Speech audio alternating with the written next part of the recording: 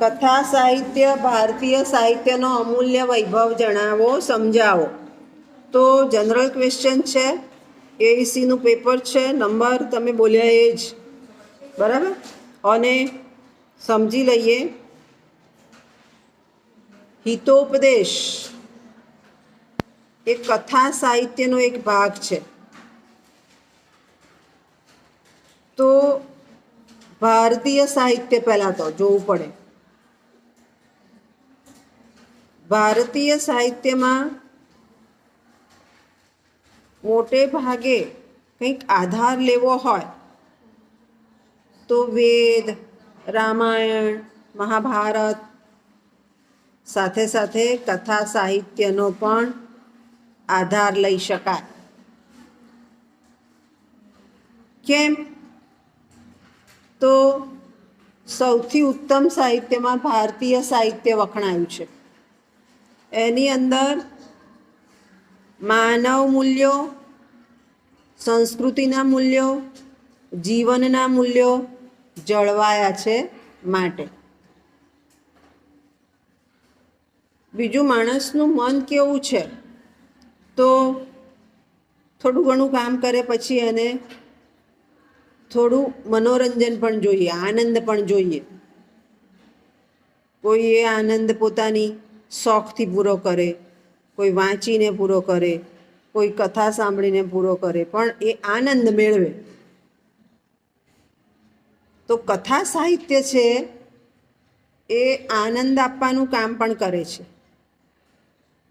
નાના હતા આપણે ત્યારે નાના બાળકોને સમજાવતા કે વાર્તા કોને દાદા, મમ્મી વાર્તા કે ને, એ શું? એ વાર્તા એ કથા સાહિત્ય છે. એને રસ પડે છે, એને ગમે છે. અને સંસ્કૃતમાં કથા સાહિત્ય માટે 3 ગ્રંથો છે. બુદ્ધ સ્વામીનો બૃહદ કથા શ્લોક સંગ્રહ, ક્ષેમેન્દ્રની બૃહદ કથા મંજરી અને સોમદેવનું કથા સરિત સાગર. લખવું હોય તો લખી લો. કથા સાહિત્યના 3 ગ્રંથો છે. એક, બુદ્ધ સ્વામીનો બૃહદ કથા શ્લોક સંગ્રહ, બુદ્ધ સ્વામીનો બૃહદ કથા શ્લોક સંગ્રહ. 2, ક્ષેમેન્દ્રની બૃહદ કથા મંજરી, ક્ષેમેન્દ્રની બૃહદ કથા મંજરી. 3, સોમદેવનું કથા સરિત સાગર. હવે આ આધાર ગ્રંથો થયા. આધાર ગ્રંથોમાંથી ત્યાર પછી એના બીજા કરતા હોય એ શું કરશે? તો મનોરંજક વાર્તાઓ લેશે. આપણને ખબર છે વિક્રમ વેતાળની કથા ટીવી પર પણ જોયેલી છે, સાંભળેલી છે. એ કથા સંગ્રહમાંથી લીધેલી કથાઓ છે કે એ આવે એના ખભે બેસે, મદદ કરે ને વયો જાય. બરાબર. પછી ઘણીવાર સુખ સપ્તતી પોપટ દ્વારા કહેવાયેલી કથા પણ સાંભળેલી છે. ઘણીવાર લોકકથા, લોકવાયકા દ્વારા પણ આપણે કથા સાંભળેલી છે. પરિકથાઓ પણ સાંભળેલી છે કે પરી આવી મદદ કરીને જતી રહી. પશુકથા એ મોટે ભાગે પશુ બચાવ, પક્ષી બચાવ એના માટેની મૂકેલી કથા હોય છે.